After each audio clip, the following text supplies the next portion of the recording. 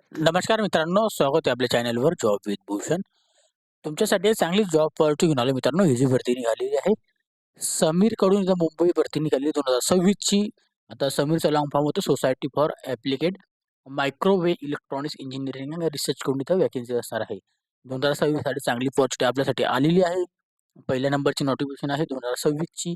याच्यामध्ये पद असणार आहे project engineer, project associates and project scientific assistant, त्याच्यानंतर प्रोजेक्ट टेक्निकल असिस्टंट, अशा 4 पदांसाठी ही भरती आहे. टोटल ऑफ इथं पदसंख्या जी आहे 147 पदांसाठी ही भरती निघालेली आहे.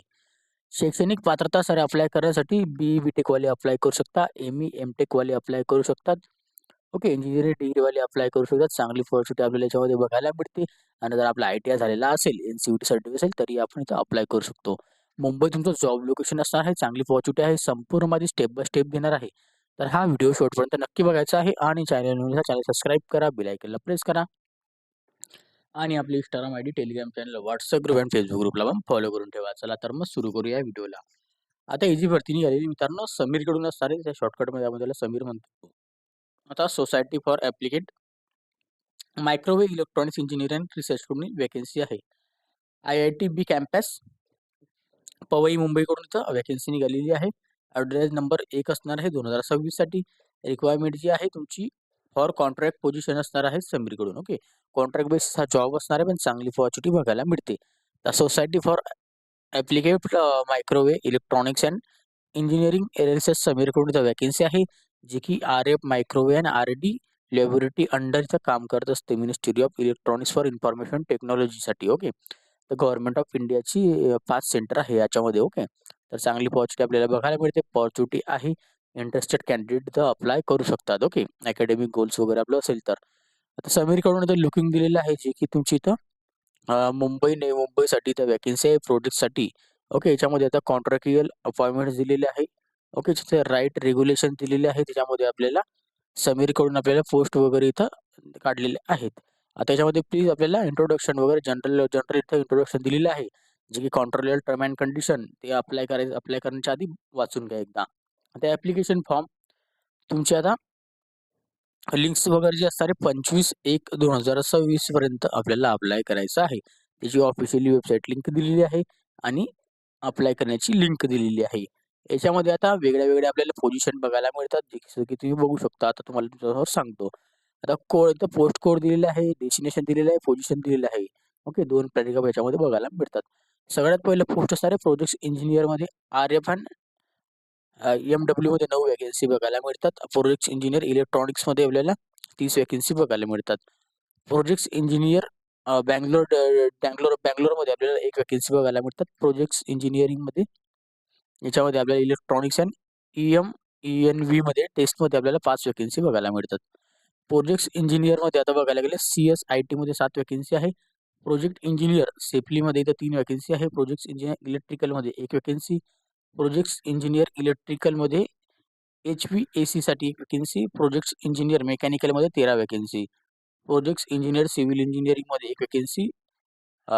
प्रोजेक्ट्स असोसिएटमध्ये आता इलेक्ट्रॉनिक्समध्ये आपल्याला 2 वॅकन्सी. प्रोजेक्ट्स असोसिएटमध्ये फिजिक्समध्ये 3 वॅकन्सी. प्रोजेक्ट्स असोसिएट ऑटोस्पेसिंगमध्ये सायन्समध्ये 1 वॅकन्सी असणार आहे. त्याच्यानंतर प्रोजेक्ट सायंटिफिक असिस्टंटमध्ये आपल्याला जर बघायला गेले तर इलेक्ट्रॉनिक्समध्ये 19 वॅकन्सी बघायला मिळतात. प्रोजेक्ट सायंटिफिक असिस्टंटमध्ये इलेक्ट्रॉनिक्स ENVमध्ये टेस्टमध्ये जी आहे 3 वॅकन्सी बघायला मिळतात.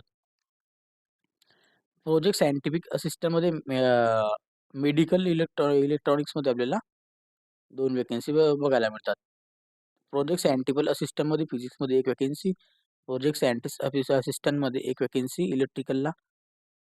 प्रोजेक्ट सायंटिस्ट असिस्टंटमध्ये केमिकलमध्ये 1 वॅकन्सी. प्रोजेक्ट सायंटिस्ट असिस्टंटमध्ये मेकॅनिकलमध्ये 6 वॅकन्सी.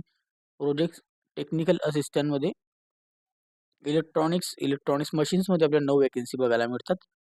प्रोजेक्ट टेक्निकल असिस्टंटमध्ये फिटरमध्ये 15 vacancy. Projects technical assistant इलेक्ट्रिशियनमध्ये 2 vacancy. Projects technical assistant बीमध्ये पॅटर्नमध्ये आपल्याला 2 वॅकन्सी बघायला मिळतात. प्रोजेक्ट्स टेक्निकल असिस्टंटमध्ये टर्नरसाठी 3 vacancy. Project technical assistant group बीमध्ये मशिनिस्टसाठी 6 वॅकन्सी. अशा टोटल या सगळ्या पदांना मिळून 147 पदांसाठी ही भरती जाहीर करण्यात आलेली आहे. आता याच्यामध्ये पुढे गेल्यानंतर तर नंबर, रेफरन्स नंबर वगैरे दिलेला आहे. ओके. क्वालिफिकेशन दिलेलं आहे, पोस्टचं इथं ॲप्लिकेबल वर्क डेस्टिनेशन दिलेलं आहे, जे की इथं पोस्ट कोड दिलेला आहे आणि प्रोजेक्ट इंजिनिअरचं इथं नाव सांगण्यात आलेलं आहे. सगळं पहिलं पोस्ट. त्याच्यामध्ये आपल्याला प्रोजेक्ट इंजिनिअरला पोस्ट असणार आहे. याच्यामध्ये बॅचलर डिग्री आपल्याकडे असेल, तर आपण इथं अप्लाय करू शकतो बी.टेकमध्ये. ओके. 55% मध्ये आपण डिग्री पास झालेली पाहिजे. आता या जॉबबद्दल तुम्हाला डिस्कशन दिलेलं आहे, वाचून घ्यायची आहे आपल्याला. ओके.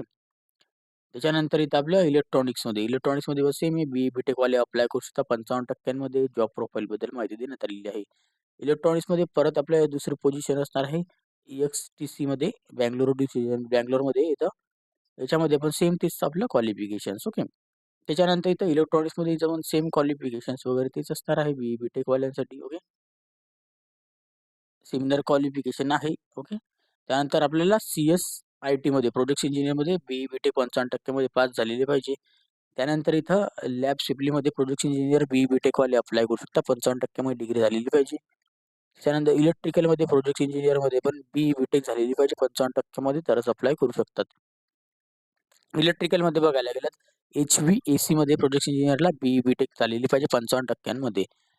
मेकॅनिकलमध्ये प्रोजेक्ट इंजिनिअर बी.टेक झालेली पाहिजे आपल्याला 55% HVACमध्ये रिलेटेड. ओके.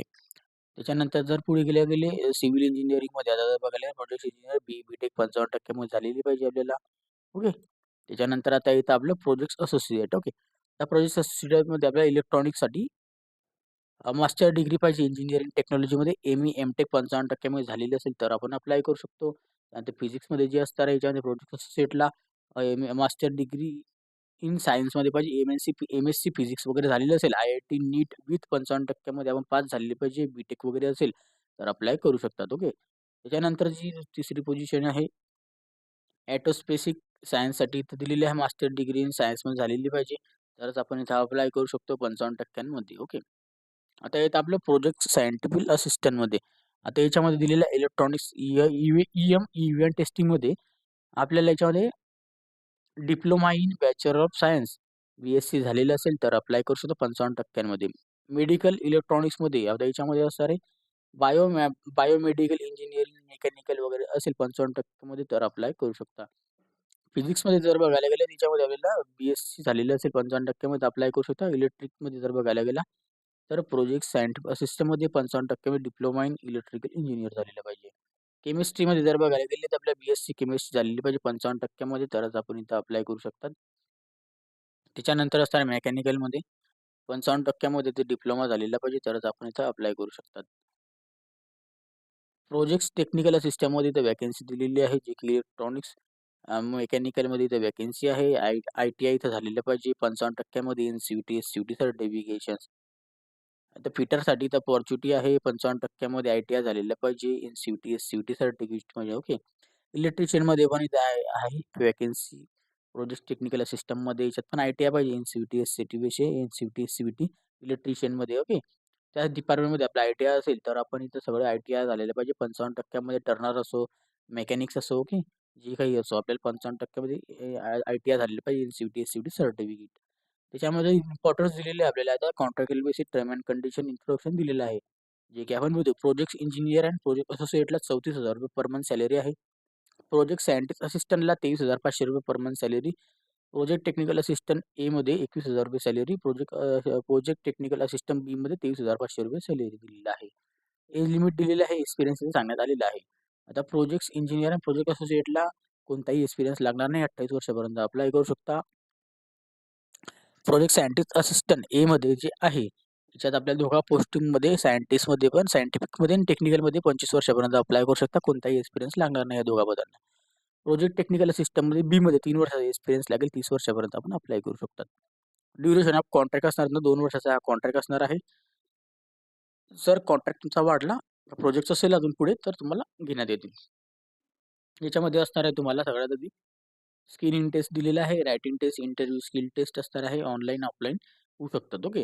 आता याच्यामध्ये दिलेली आहे रिक्वायरमेंट ऑफ पोस्टबद्दल माहिती वगैरेची वेबसाईट लिंक दिलेली आहे. डेट ऑफ आपल्याला टेस्ट असणार आहे 1 फेब्रुवारी 2026ला, जे की समीर गवळींच्या वेबसाईट पेजवरून आपल्याला रिपोर्टिंग टाईम वगैरे नंतर काढण्यात येईल. लास्ट डेट आहे अप्लाय करण्याचं इथं 25 जानेवारी 2026 पर्यंत आपल्याला अप्लाय करायचे आहे. डॉक्युमेंट जे रिक्वायरमेंट असणार आहे आपल्याला इंटरव्ह्यू टायमाला बघू शकता तुम्ही. ऑनलाईन ॲप्लिकेशन इथं लागणारे duty field application for the available on समिरी वेबसाईट. ओके. एज प्रूफसाठी इथं डेट ऑफ बर्थसाठी प्रूफ.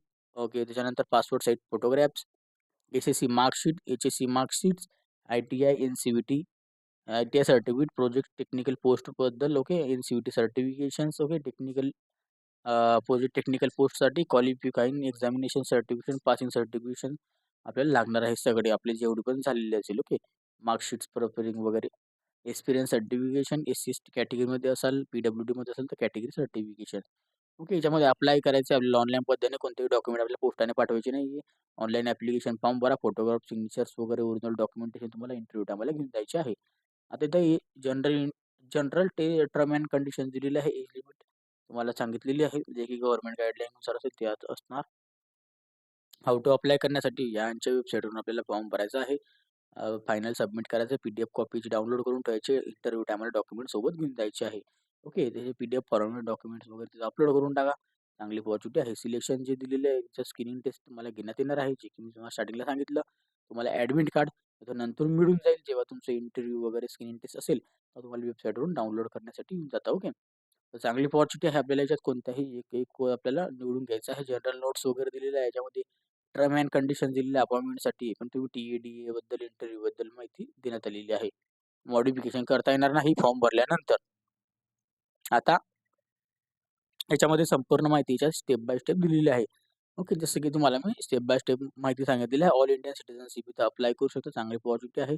तर लवकरात लवकर अप्लाय करून घ्या. आपल्याला टाईम आहे अजून. ओके. तर आता आज किती तारखेपर्यंत बोलले होते आपल्याला? 25 जानेवारी 2026 पर्यंत आपण अप्लाय करून घ्या. काहीही तुम्हाला डाऊट असेल या व्हिडिओ रिलेटेड तर तुम्ही मला कमेंट बॉक्समध्ये कमेंट्स करा किंवा Instagram, Facebookला मेसेज करा. त्याची लिंक तुम्हाला डिस्क्रिप्शन बॉक्समध्ये मिळून जाईल. पी-डी-एफ फाईल डाउनलोड करायचं असेल टेलिग्राम चॅनल, WhatsApp ग्रुपवर डाउनलोड करू शकता. त्याचीवर लिंक तुम्हाला डिस्क्रिप्शन बॉक्समध्ये मिळून जाईल आणि याची अप्लाय करण्याची वेबसाईट लिंक तुम्हाला डिस्क्रिप्शन बॉक्समध्ये देऊन दिली आहे. व्हिडिओ आवडला असेल तर लाईक करायचे, जे जास्त मित्रांपर्यंत नक्की शेअर करायचं. ज्यांच्या जॉबची पॉची असेल, बी-ई, बी-टेक, एम-ई, एम-टेक झालेलं असेल किंवा बी-एस-सी केमिस्ट्री असेल, एम-बी-ए, एम-एस-सी असेल त्यांच्यापर्यंत नक्की पोहोचवा. आय-टी-आयवाल्यांपर्यंत पोहोचवा. ओके. चांगलं आजच्या संधीचं सोनं करून घ्या. काही डाऊट असेल तर कमेंट बॉक्समध्ये कमेंट करा आणि जास्तीत जास्त मित्रांना शेअर करा. चॅनल पहिल्यांदा सबस्क्राईब करा, बेल आयकॉनला प्रेस करा. डेली तुमच्यासाठी नवीन नवीन जॉब ऑपॉर्च्युनिटी घेऊन येत असतो. अशाच नवीन नवीन जॉब ऑपॉर्च्युनिटीसाठी आपण भेटूया आता नेक्स्ट व्हिडिओमध्ये. तोपर्यंत जय हिंद मित्रांनो. Thank you.